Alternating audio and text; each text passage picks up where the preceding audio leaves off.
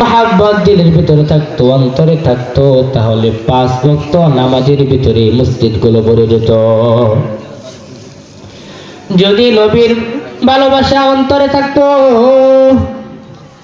তাহলে শুধু শুক্রবারে কেন মসজিদ ভরবে? আমার কথা হচ্ছে এটা, যেহেতু আমরা মুসলমান, আমাদের উচিত 5 ওয়াক্ত নামাজ জামাতের সাথে। নামাজ হচ্ছে যারা অমুসলিম তাদের জন্য নিষেধ, কিন্তু আল্লাহ আপনাকে আমাকে মহব্বত করে ভালোবেসে মানুষ হিসাবে সৃষ্টি করেছেন, মানুষ হিসাবে বানাইছেন। কিন্তু আজকে আমরা আল্লাহকে চিনলাম না, আল্লাহর রাসূলকে চিনলাম না। আজকে আমরা দুনিয়া নিয়ে ব্যস্ত আছি। দেখবেন এই দুনিয়া আপনাকে জাহান্নাম পর্যন্ত নিয়ে এরপরে সে চলে আসবে। আজকে দুনিয়া করতেছে, আপনার সামনে দিয়ে বারবার উলামায়ে কেরাম বলতেছে এই দুনিয়া ক্ষণস্থায়ী, আখিরাত চিরস্থায়ী। কিন্তু আজকে আমরা জানার পরেও মানি না। আখিরাত চিরস্থায়ী এটাও জানি, দাওয়াত দিতে গেলে জি করি হুজুর জানি। নামাজের দাওয়াত দিতে গেলে হুজুর দাওয়াত দিচ্ছেন ভালো কথা, নামাজ না পড়লে কিন্তু ঈমান ঠিক আছে। আরে ভাই, নামাজ না পড়লে আবার ঈমান ঠিক থাকে কেমনে? হাদিসের ভাষায় তো বলা আছে, যে ব্যক্তি নামাজকে অস্বীকার করে সে কাফের হয়ে যায়। যদি কেউ নামাজকে অস্বীকার করে, কেউ যদি বলে কোনো নামাজ নাই, তাহলে সে কাফের। এখন তার সাথে যে স্ত্রী এসেছে তার ঘরে, সে যখন তার সাথে মিলামেশা করবে এটা জিনা হবে।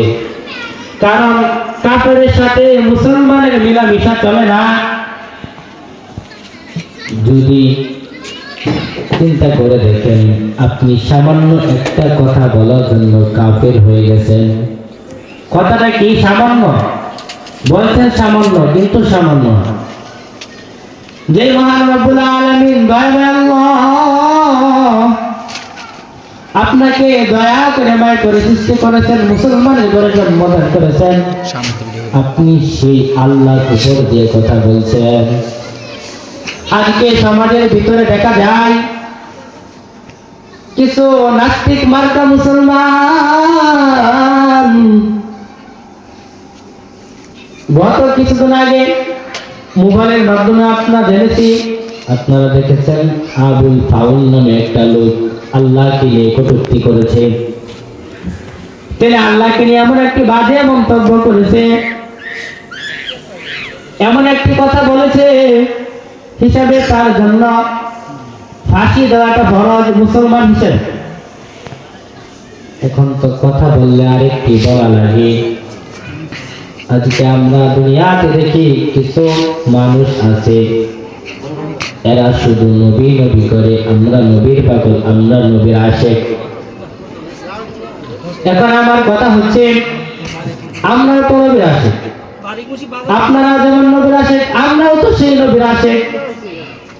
এখন আমার কথাটা হচ্ছে, আজকে আমরা নবীকে গালি দিলে মাঠে নেমে যাই, নবীকে নিয়ে কেউ কটূক্তি করলে আমরা মাঠে ময়দানে নেমে যাই। কিন্তু যে নবীকে সৃষ্টি করেছেন তার মালিক আল্লাহ, আমার আল্লাহ, আপনার আল্লাহ, তাকে নিয়ে কটূক্তি করলো, কিন্তু তাদেরকে মাঠে নামা দেখা গেল না। বিষয়টা কিন্তু খুব খারাপ। নবীকে ভালোবাসেন, ভালো কথা, নবীর মুহাব্বত আমাদের অন্তরেও আছে, কিন্তু যে নবীকে যিনি সৃষ্টি করেছেন তার নাম হচ্ছে আল্লাহ, সে আল্লাহকে নিয়ে আবুল ফাউল সরকার নামে কটূক্তি করলো, কিন্তু এখনো পর্যন্ত তার কোনো বিচার ব্যবস্থা হলো না। যে আল্লাহ তাআলা আমাদেরকে সৃষ্টি করেছেন, আমি তো কল্পনা করতে পারি না যে আল্লাহ তাআলাকে নিয়ে মানুষ কটূক্তি করে। আগে দেখতাম নবীকে নিয়ে কটূক্তি করত, তখন আমরা মাঠে নামতাম। কিন্তু আল্লাহকে নিয়ে যে মুসলমান হয়ে কটূক্তি করে, এটা এখন দেখলাম। এখন চিন্তা করেন দুনিয়ার ভিতরে কেমন গজব সৃষ্টি হইতেছে। আল্লাহ তাআলা যে এখন পর্যন্ত দুনিয়াটা টিকায় রাখছেন, এটা আমাদের জন্য রহমত।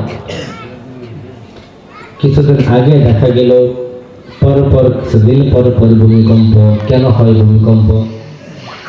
যে ভূমিকম্প আমরা মাসে 2বার দেখি, লাগাতার কিছুদিন একেবারে ঘন্টার পর ঘন্টা ভূমিকম্প কেন হচ্ছে?